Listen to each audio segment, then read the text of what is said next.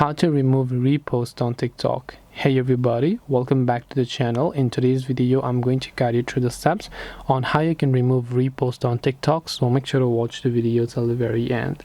Now if you want to remove repost on TikTok, if you happen to go ahead and then repost a certain video by tapping the share option and tapping on repost, right?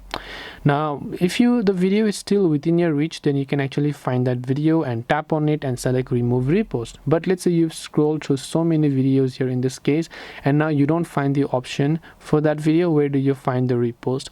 So what you have to do from here is on the right hand side you'll be able to see the profile picture. From there, over here right in between you'll find the infinity loop icon. So when you tap the loop icon, you will see all the videos you have reposted. So now you can select that video, tap that button, select remove repost, and you can repeat the process for other videos as well. So this way you'll be able to go ahead and then basically remove repost on TikTok. Hope this video is very helpful. If you have got any more questions, feel free to also leave them down in the comment section. Thank you for watching till the very end of this tutorial, and see you soon in the next video.